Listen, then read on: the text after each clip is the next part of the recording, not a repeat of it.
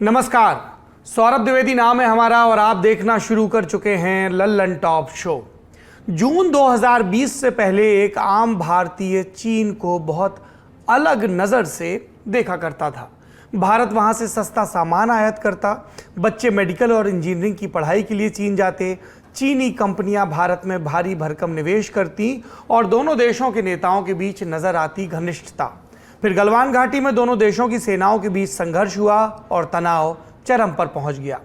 चारों तरफ से चीन को जवाब देने की मांग तो थी, लेकिन सरकार के सामने विकल्पों का अकाल था। लद्दाख में पासा ताकत के बल पर पलटना संभव नहीं था और चीन से व्यापारिक संबंध खराब करना या तोड़ना भारत के लिए आत्मघाती होता। फिर कुछ चाइनीज मोबाइल ऐप्स पर प्रतिबंध लगा दिया गया, कुछ चीनी कंपनियों के ठेके रद्द भी किए गए और तब से लेकर आज तक लद्दाख के हालात में बहुत ज़्यादा बदलाव नहीं आया है। इसलिए जब जब चीन और कार्रवाई शब्द साथ में आते हैं, भारतीय बहुत दिलचस्पी लेते हैं। इन दिनों भी ऐसा ही हो रहा है, क्योंकि चीनी मोबाइल कंपनियों पर टैक्स चोरी के आरोप में छापे पड़ रहे हैं, बैंक खाते सीज हो रहे हैं। पहले वीवो पर प्रवर्तन निदेशालय ईडी की कार्रवाई हुई और अब ओप्पो पर कस्टम्स ड्यूटी की चोरी का आरोप लगा है। तो आज दिन की बड़ी खबर में हम यही समझेंगे कि इन दो मशहूर चीनी कंपनियों पर ऐसे गंभीर आरोप क्यों लगे, इससे भारतीय मोबाइल बाजार पर क्या फर्क पड़ेगा और क्या इस कार्रवाई के तार लद्दाख में चल रहे तनाव से जोड़ना ठीक होगा। लेकिन शो में सबसे पहले दिन का वीडियो।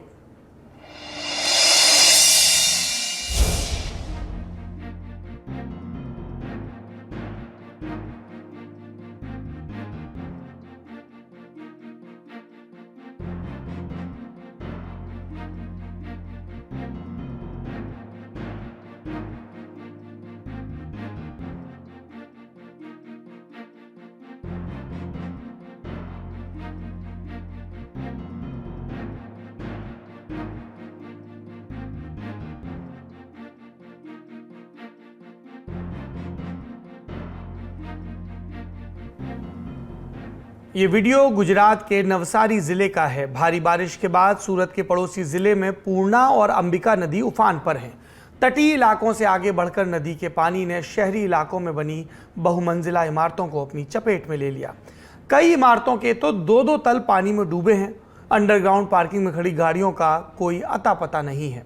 संबंधित अधिकारियों ने बताया कि दक्षिण गुजरात के जिलों में पिछले कुछ दिनों से भारी बारिश हो रही है। सौराष्ट्र के इलाके में भी, कच्छ तथा राजकोट के कुछ इलाकों में भी सोमवार रात से भारी बारिश हो रही है, जिसके बाद 8 जिलों में अलर्ट घोषित किया गया है। सरकारी आंकड़ों के मुताबिक गुजरात के अलग अलग जिलों में बाढ़ और बारिश से अब तक 69 लोगों की जान जा चुकी है। इस पर आपदा प्रबंधन मंत्री राजेंद्र त्रिवेदी ने जानकारी भी दी कि बाढ़ प्रभावित इलाकों से कुल 27,896 लोगों को निकाला जा चुका है, जिनमें 18,225 अब भी शेल्टर होम में है। गुजरात के अलावा मध्य प्रदेश और महाराष्ट्र के भी कुछ जिले बाढ़ की मार झेल रहे हैं। आप सोचते होंगे हमले देकर बाढ़ पर क्यों आ जाते हैं, तो आज कारण जान लीजिए। बाढ़ एक ऐसी आफत है जो प्रायः बता कर आती है। कैलेंडर पर मानसून के महीने कमोबेश तय हैं। मौसम विभाग में वैज्ञानिक बैठे हैं। घंटों बारिश होती है, तब जल स्तर का बढ़ना हर किसी को नजर आता है और तब भी प्रशासन इतना मासूम नजर आता है, गोया उसने बाढ़ का नाम पहली बार सुना हो। सरकार के कान में तेल पड़े, इस मकसद से लल्लन टॉप नियमित रूप से बाढ़ का वीडियो दिखाता है और आगे भी दिखाता रहेगा, क्योंकि ये सवाल के साथ भी आता है हमारे सामने कि आज़ादी के 75 बरस बीतने के बाद भी क्या हम अपने पानी का प्रबंधन ठीक ढंग से नहीं करना सीख पाए हैं। ये दिन का वीडियो था जिस पर काफ़ी देर तक बात हो सकती है, पर आगे बढ़ते हैं, सुर्खियां जानते हैं।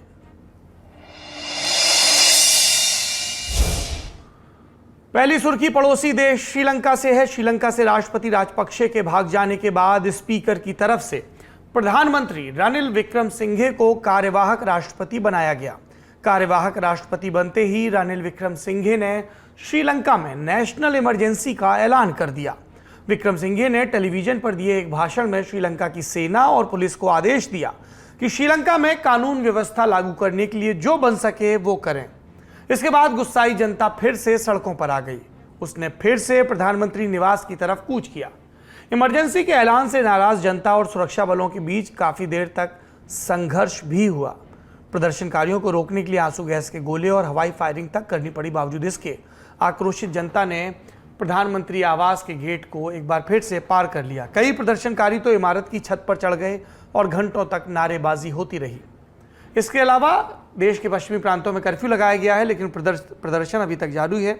श्रीलंका में बीते 3 महीने से आंदोलन हो रहे थे। राष्ट्रपति गोतबाया ने वादा किया था कि वो 13 जुलाई तक इस्तीफा दे देंगे, लेकिन गिरफ्तारी की बढ़ती आशंका को देखते हुए वो इस्तीफे से पहले ही देश से भाग गए, मालदीव चले गए। खबर है अब वहां से सिंगापुर कूच कर सकते हैं। प्रधानमंत्री को भी हटाने की मांग चल रही थी, लेकिन उन्होंने अब इमरजेंसी का दांव खेला है। अगर आप श्रीलंका के हालात पर विस्तार से जानना चाहते हैं तो हमारा अंतर्राष्ट्रीय प्रसंगों से जुड़ा रोजाना का कार्यक्रम दुनियादारी जरूर देखें। आपको डिस्क्रिप्शन में आज के एपिसोड का लिंक मिल जाएगा। दुनियादारी का ही वीकेंड पर एक स्पेशल शो आता है मास्टर क्लास के नाम से। उसमें भी हम श्रीलंका के राजनीतिक इतिहास और मौजूदा हालात और पॉलिटिकल प्लेयर्स पर विस्तार से विशेषज्ञों के साथ बात करेंगे। अगली सुर्खी, एक पाकिस्तानी पत्रकार के दावे के बाद भारतीय जनता पार्टी ने कांग्रेस और पूर्व उपराष्ट्रपति हामिद अंसारी पर सवाल उठाए हैं। बीजेपी की तरफ से प्रेस कॉन्फ्रेंस करते हुए प्रवक्ता गौरव भाटिया ने कहा कि भारत पूरे विश्व में आतंकवाद के खिलाफ जो मुहिम छेड़े है उसमें अग्रणी भूमिका निभा रहा है और कांग्रेस की सरकार 2005 से 2011 के बीच में 5 बार ऐसे व्यक्ति को भारत आने का निमंत्रण देती है। देश की गोपनीय जानकारी साझा की जाती है। दरअसल बीते दिनों पाकिस्तानी पत्रकार नुसरत मिर्जा ने दावा किया था कि यूपीए सरकार के दौरान उन्होंने भारत में जासूसी की और कई गोपनीय जानकारियां पाकिस्तानी खुफिया एजेंसी आईएसआई को भी दी। इस दौरान वो 5 बार भारत आए और तत्कालीन उपराष्ट्रपति हामिद अंसारी से मुलाकात का भी जिक्र किया। इस पर बीजेपी ने पूछा कि क्या आतंकवाद के खात्मे के लिए कांग्रेस सरकार की यह नीति थी कि गोपनीय जानकारी साझा की जाए। देश की जनता ने अंसारी को सम्मान दिया, बदले में उन्होंने क्या दिया। पूछा गया कि क्या गांधी परिवार के इशारे पर जानकारी दी गई। सुनिए और क्या कहा भाजपा प्रवक्ता ने। नुसरत मिर्जा ये पत्रकार हैं पाकिस्तान में,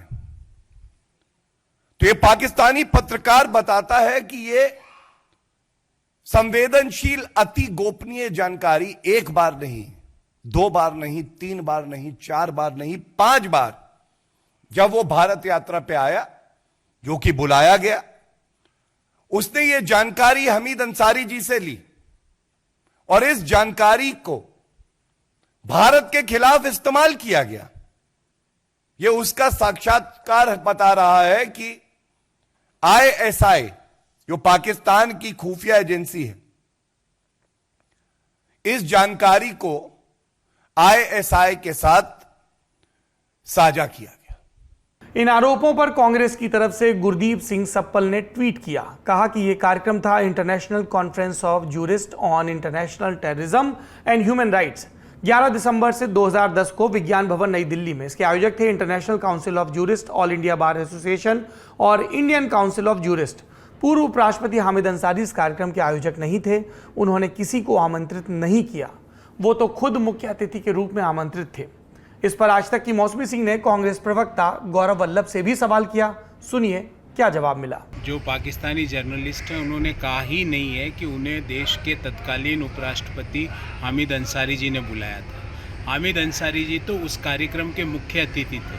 कार्यक्रम का आयोजक इंडियन बार एसोसिएशन थी, तो वो इंडियन बार एसोसिएशन से पूछे, देश के न्यायाधीशों से पूछे कि उनको क्यों बुलाया गया था और उन्होंने क्या कहा। हामिद अंसारी जी से इसको लिंक करना पूर्ण रूप से गलत, तथ्यात्मक रूप से मिसलीडिंग और भ्रामक है, क्योंकि हामिद अंसारी जी ना तो उस जर्नलिस्ट को जानते, ना उन्होंने उसे बुलाया। ये इंटरनेशनल कॉन्फ्रेंस ऑन जूरिस्ट थी जिसका आयोजन बार एसोसिएशन ने किया था। तो बार एसोसिएशन के पदाधिकारी जो न्यायाधीश वहाँ पे बैठे थे उनसे पूछताछ करके पता लगाए कि किसने उन्हें बुलाया था। हामिद अंसारी जी उन्हें ना तो जानते, ना उन्होंने बुलाया। तो इस तरह की जानकारियाँ देना जो भारतीय जनता पार्टी का डर्टी ट्रिक्स डिपार्टमेंट है, जो भारतीय जनता पार्टी का मिसलीडिंग और भ्रामक जानकारियों का विभाग है, वो इस तरह की जानकारियां पब्लिक में देता है ताकि भ्रम फैला हुआ है। जिस पाकिस्तानी पत्रकार नुसरत मिर्जा के बयान के बाद हामिद अंसारी पर सवाल उठ रहे हैं, वो इससे पहले भी अपने दावों को लेकर चर्चा में रहे हैं। 9/11 के आतंकी हमले में अमेरिका सरकार की उन्होंने साजिश बता दी थी। 2005 में पाकिस्तान में भूकंप, 2011 में जापान की सुनामी की वजह अंतरिक्ष यानों की उड़ान को बताया था उन्होंने। अगली सुर्खी, नीति आयोग के पूर्व उपाध्यक्ष अरविंद पनगड़िया और national council of applied economic research यानी NCAER की पूनम गुप्ता ने सरकारी बैंकों को लेकर एक रिपोर्ट तैयार की। इसमें मोदी सरकार को सुझाव दिया गया कि स्टेट बैंक ऑफ इंडिया को छोड़कर सभी सरकारी बैंकों का निजीकरण कर देना चाहिए। रिपोर्ट के मुताबिक बीते एक दशक में एसबीआई को छोड़कर दूसरे सभी सरकारी बैंक हर पैमाने पर प्राइवेट बैंक से बहुत पीछे रहे। सरकारी बैंकों के कामकाज की लागत बढ़ी है, उनके द्वारा दिया गया लोन भी डूब रहा है। रिपोर्ट के मुताबिक इन सरकारी बैंकों ने प्राइवेट बैंकों के मुकाबले एसेट और इक्विटी पर कम रिटर्न हासिल किया। इकोनॉमिक टाइम्स ने हाल ही में यह खबर दी थी कि मोदी सरकार सरकारी बैंकों से अपनी पूरी हिस्सेदारी बेचने से जुड़ा नया बिल आगामी संसद सत्र में लाने की तैयारी कर रही है। इसके पारित होने के बाद सरकारी बैंकों में अपनी पूरी हिस्सेदारी खत्म करने का रास्ता सरकार के सामने खुल जाएगा। बैंकिंग कंपनी एक्ट 1970 में अभी जो कानूनी कायदे हैं उनके मुताबिक सरकार को सरकारी बैंकों में कम से कम 51% की हिस्सेदारी रखनी जरूरी है। अगर बिल पास हुआ तो यह नियम लागू नहीं होगा। अगर रिपोर्ट पर अमल किया गया तो Punjab National Bank, Bank of Baroda सरीखे बैंकों को बेचने की दिशा में काम हो सकता है। इस बार संसद का मॉनसून सत्र 18 जुलाई से शुरू हो रहा है। शायद इस मामले में गहमागहमी देखने को मिले। अगली सुर्खी, उत्तर प्रदेश बुलडोजर मामले में सुप्रीम कोर्ट में सुनवाई हुई। कानपुर और प्रयागराज प्रशासन की तरफ से पेश हुए वरिष्ठ वकील हरीश साल्वे, उन्होंने कहा कि ऐसा नहीं हो सकता कि अगर कोई आरोपी है तो उसका घर निगम के नियम के मुताबिक गिराया नहीं जा सकता। नियम के मुताबिक ही कार्रवाई हो रही है। जमीयत उलेमा हिंद की तरफ से लगाई गई याचिका में बुलडोजर कार्रवाइयां रोकने की मांग की गई थी। उनकी तरफ से पेश हुए वरिष्ठ वकील दुष्यंत दवे ने दलील दी कि ये पूरे देश में हो रहा है। दिल्ली में सभी फार्म हाउस लगभग अवैध हैं, लेकिन उन पर कोई कार्रवाई नहीं हो रही। दवे ने कहा कि आप कार्रवाई पर रोक का आदेश दें। इस पर कोर्ट ने कहा, इस तरह का आदेश कैसे दे सकते हैं, ये समाज के लिए अच्छा नहीं है। कोर्ट ने कहा कि वो अवैध निर्माण तोड़ने की प्रक्रिया पर प्रतिबंध का आदेश जारी नहीं कर सकते। इससे स्थानीय निकायों के अधिकारों में कटौती हो जाएगी। अब इस मामले में 10 अगस्त को अगली सुनवाई होगी। गुजरात और मध्य प्रदेश को भी नोटिस जारी किया गया क्योंकि वहां भी इस तरह की कार्रवाइयां की गई थी। आखिरी सुर्खी, कोरोना महामारी पर नियंत्रण के लिए सरकार ने बूस्टर डोज के लिए नए नियम तय किए हैं। सरकार ने 15 जुलाई से अगले 75 दिनों तक विशेष अभियान चलाने की घोषणा की है। इसके तहत 18 वर्ष से 59 वर्ष तक के लोगों को मुफ्त में कोरोना की बूस्टर डोज लगाई जाएगी। सरकार ने यह फैसला कैबिनेट मीटिंग में लिया। इसकी जानकारी देते हुए केंद्रीय मंत्री अनुराग ठाकुर ने बताया कि इस साल भारत को आज़ाद हुए 75 साल पूरे हो रहे हैं। ऐसे में आज़ादी के अमृत महोत्सव के तहत हम अपने नागरिकों को कोरोना की बूस्टर डोज की खुराक मुफ्त में लगाने जा रहे हैं। उन्होंने कहा कि ये डोज 18 साल से ज़्यादा उम्र के लोगों को लगाई जाएगी। इस दौरान आप भी अपने पास के स्वास्थ्य केंद्र पर जाकर बूस्टर डोज लगवा सकते हैं। मैंने तो पहले ही लगवा ली। इससे पहले सरकार ने कोरोना की बूस्टर डोज लगाने का समय घटाया था। पहले जहां ये डोज 9 महीने के अंतराल पर लगाई जा रही थी, वहीं अब इसे 6 महीने के बाद लगवाया जा सकता है। ये थी सुर्खियां। अब चलते हैं बड़ी खबर की तरफ।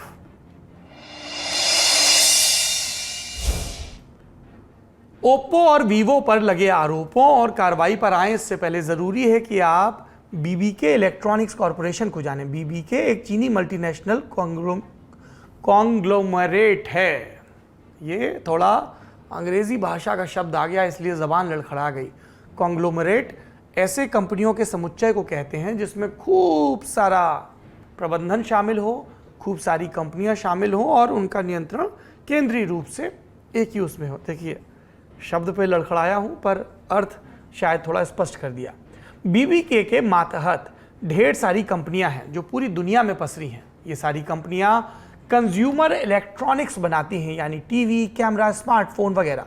खासकर स्मार्टफोन्स की दुनिया में बीबीके बहुत बड़ा नाम है। अब आप पूछ सकते हैं कि भैया इतना बड़ा नाम है तो हमने कभी क्यों नहीं सुना।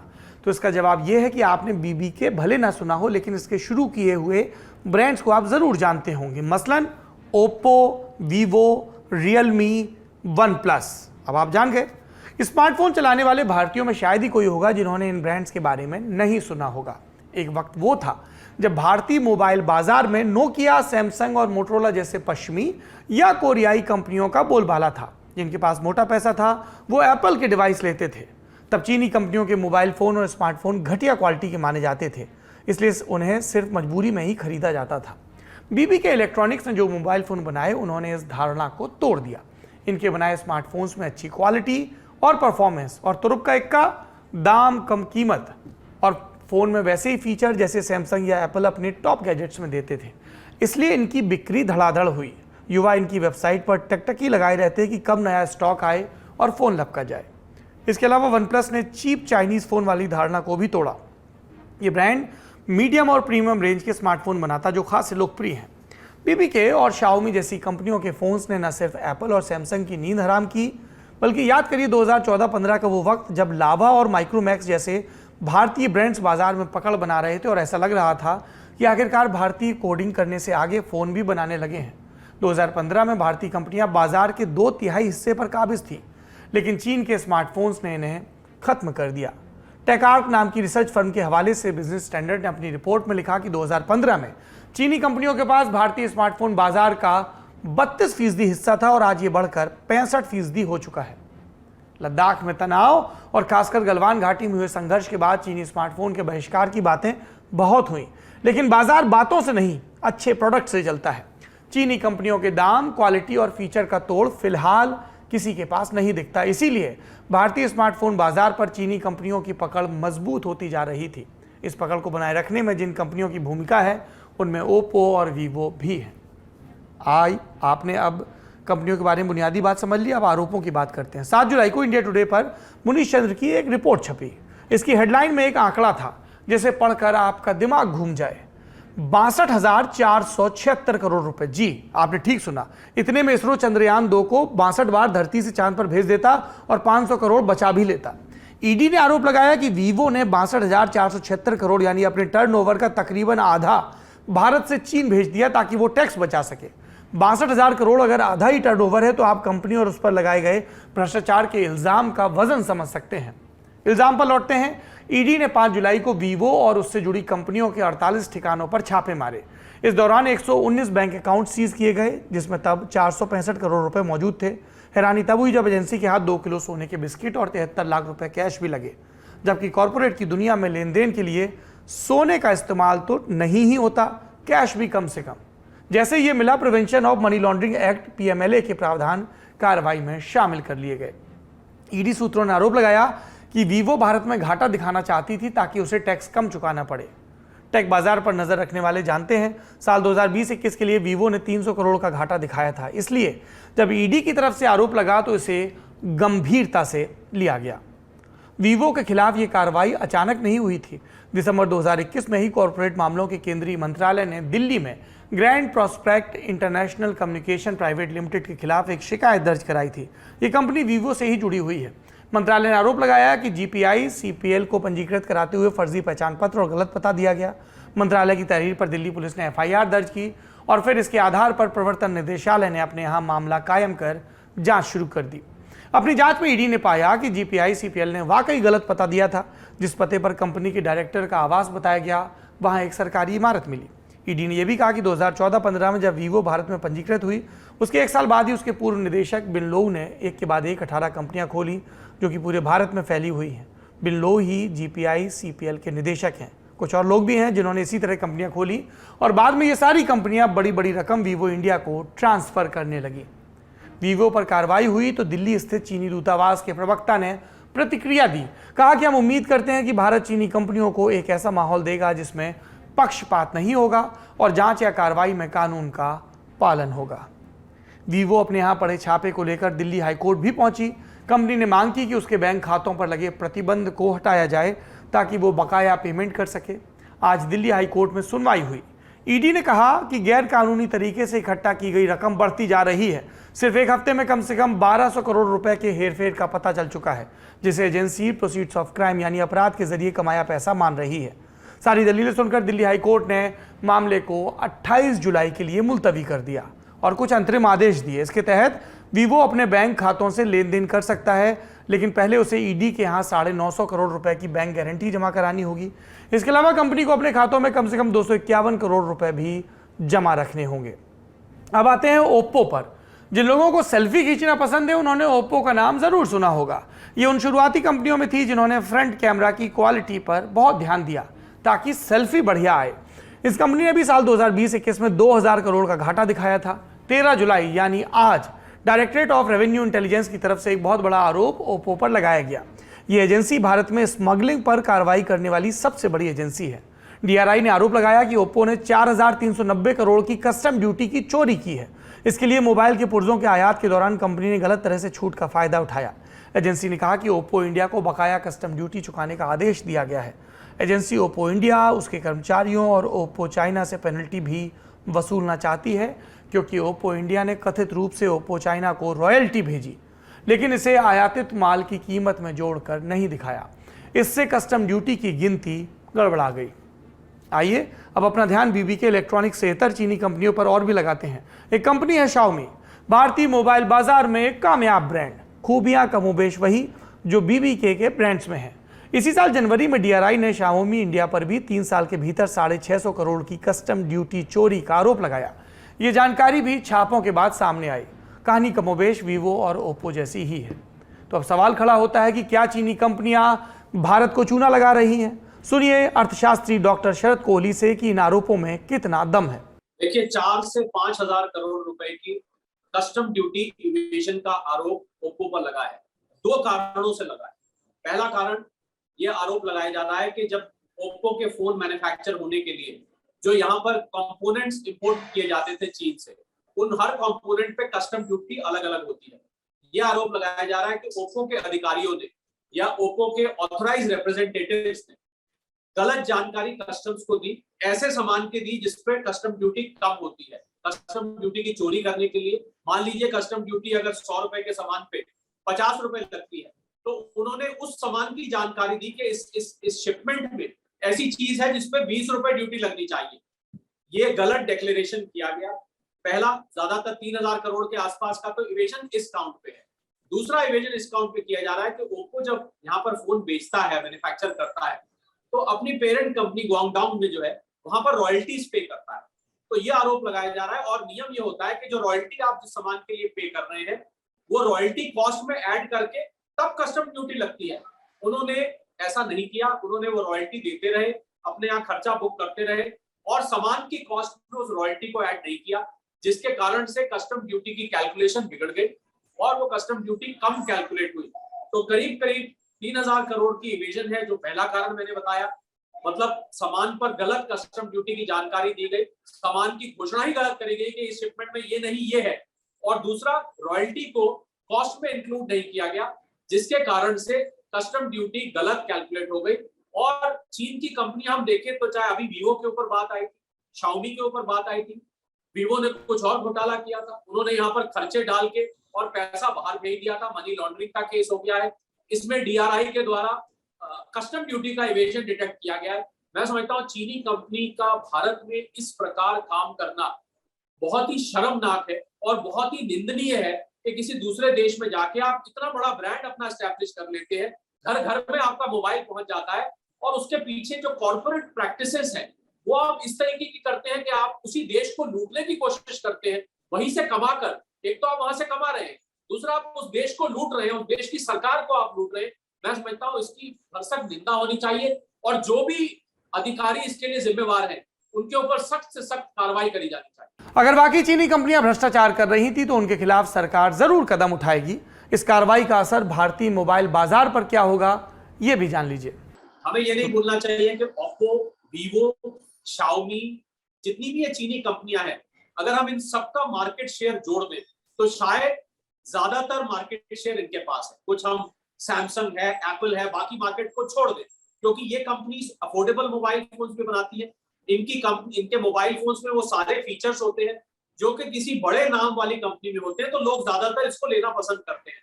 मुझे लग रहा है अगर इन कंपनीज ने बेचना बंद कर दिया तो 2 असर होंगे।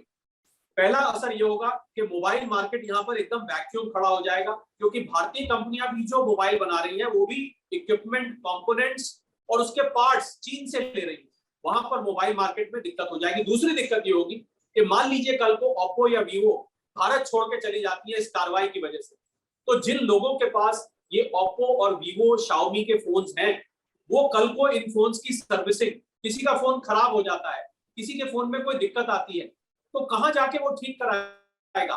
उनका फोन वो कूड़े में फेंकने लायक हो जाएगा। तो मुझे लग रहा है कि जो भी कदम इसमें उठाया जाएगा उसमें इस बात का ध्यान रखा जाएगा कि जिनके जो लाखों करोड़ों में कंज्यूमर्स हैं उनके भविष्य का क्या होगा। तो ये एक तो भारत में वैक्यूम खड़ा हो जाएगा, मतलब इतनी मोबाइल की मार्केट भारत में बड़ी है कि कौन उस वैक्यूम को भरेगा, क्योंकि अभी कोई और तैयार नहीं है। भारतीय मैन्युफैक्चरर्स अभी इतनी कैपेबिलिटी नहीं रखते कि वो इतनी बड़ी मार्केट को कब्जा कर लें। दूसरा, जो एग्जिस्टिंग कस्टमर्स हैं उन लोगों को दिक्कत आ जाने वाली है। ये सारी जानकारी सामने आने के बाद कई लोगों का सवाल ये भी है कि चीनी कंपनियों पर कार्रवाई का संबंध क्या लद्दाख में जारी तनाव से है? क्या विशेषज्ञ भी ऐसा ही सोचते हैं? सुनिए। जी हाँ, बिल्कुल देखना पड़ेगा। भारत और चीन का आज बायलैटरल ट्रेड 125 बिलियन डॉलर का है। चीन जो कि अभी कुछ महीने पहले तक भारत का सबसे बड़ा ट्रेडिंग पार्टनर था, अब अमेरिका हो गया है, चीन 2 नंबर पर आ गया है। पर 125 बिलियन डॉलर बायलैटरल ट्रेड बहुत बड़ा अमाउंट होता है। और इसमें यह देखने वाली बात है कि ज्यादातर इसमें इंपोर्ट है, मतलब इसमें लगाइए आप 100 बिलियन से थोड़ा कम डॉलर का इंपोर्ट है, एक्सपोर्ट बहुत कम है। तो इसका मतलब हम एपीआईज के लिए, इलेक्ट्रॉनिक्स के लिए, कुछ मेटल्स के लिए, बहुत सारी चीजों पर चीन पर निर्भर है। उदाहरण के तौर पर मैं आप कहूं, मान लीजिए आप दिल्ली का एक एग्जांपल ले। दिल्ली में दरियागंज, करोल बाग, चांदनी चौक जैसी कुछ, सदर बाजार जैसी ऐसी मार्केट्स हैं। जब शंघाई में लॉकडाउन लगा था तो इन मार्केट्स की रातों की नींद हराम हो गई थी, क्योंकि ये पूरी तरह से निर्भर है। तो अगर हमें इतनी ज्यादा निर्भरता चीन पर दिखानी है तो मुझे लगता है हमें एक्शन लेते टाइम भी सोच समझ के लेना पड़ेगा।